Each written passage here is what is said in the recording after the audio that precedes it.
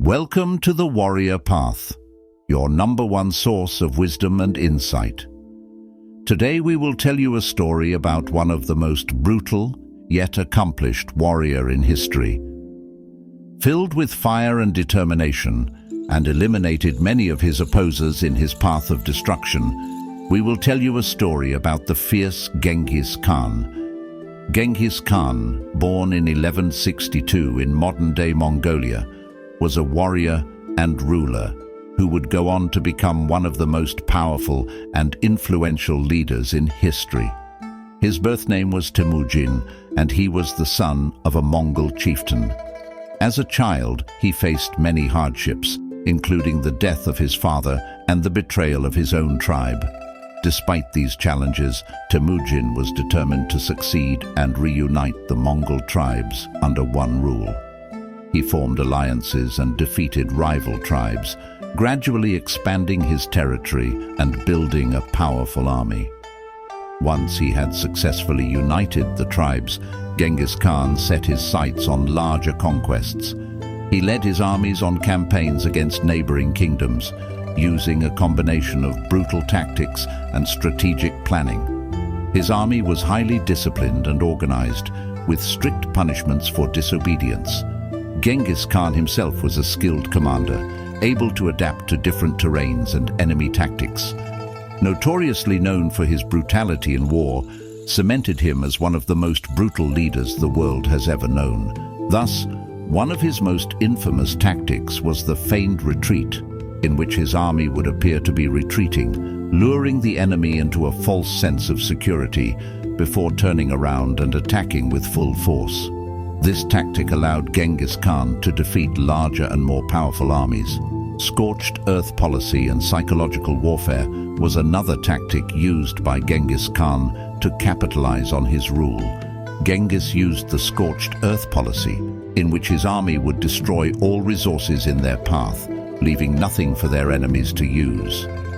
This not only weakened the enemy's ability to fight, but it also had a psychological impact, as the enemy would see their homes and lands destroyed, leading to demoralization and surrender. Genghis Khan also used psychological warfare to strike fear into his enemies. He often ordered his soldiers to kill all inhabitants of a conquered city, sparing no one. This was meant to send a message to any potential enemies and discourage them from resisting. In 1206, he was proclaimed Genghis Khan, or Genghis Khan, meaning universal ruler, by the tribal leaders, signifying his rise to power. Under Genghis Khan's leadership, the Mongol Empire quickly became a dominant force in Asia and Europe.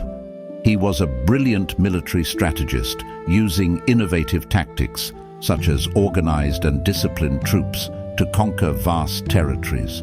He also introduced a merit-based system of promotion within his army, rewarding loyalty and skill rather than birth or social status. Genghis Khan's conquests stretched from China to Eastern Europe, creating the largest land empire in history. He established a vast network of trade routes known as the Silk Road, which allowed for the exchange of goods, ideas, and cultures between East and West. This helped to lay the foundation for the modern world and promote global interconnectedness. Despite his reputation as a brutal and merciless conqueror, Genghis Khan was also known for his progressive and tolerant policies. He granted religious freedom to conquered peoples and abolished the practice of aristocracy, instead choosing leaders based on merit. He also implemented laws to protect women's rights, such as prohibiting the abduction and selling of women. However, Genghis Khan also faced rebellion and opposition from within his own empire. His sons and grandsons often fought for power and territory, causing instability and weakening the empire.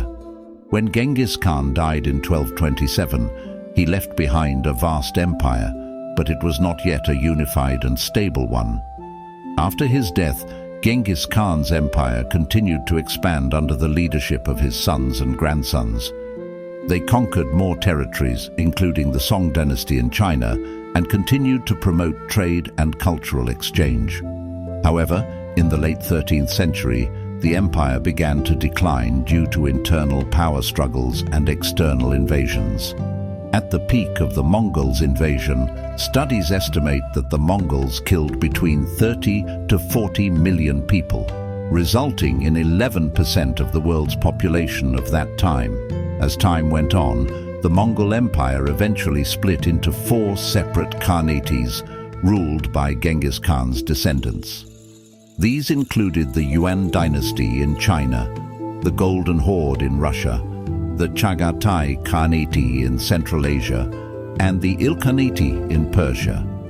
Each Khanate had its own ruler, but they were all connected through their shared legacy of Genghis Khan. The Mongol Empire continued to decline and eventually collapsed in the 14th century due to a combination of factors such as rebellions, political instability, and the spread of diseases.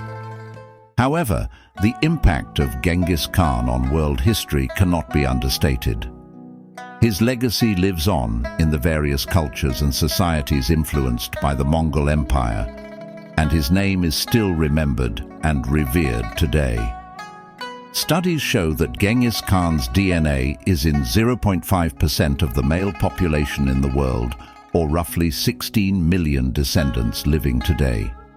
In conclusion, Genghis Khan was a remarkable leader who rose from humble beginnings to become one of the most powerful and influential figures in history.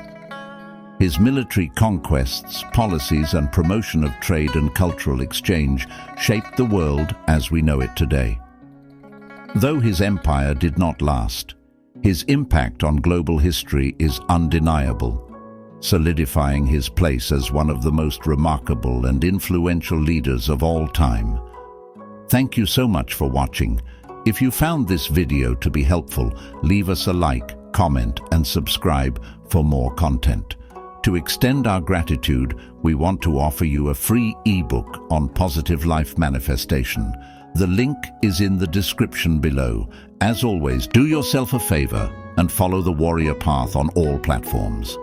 That is the way.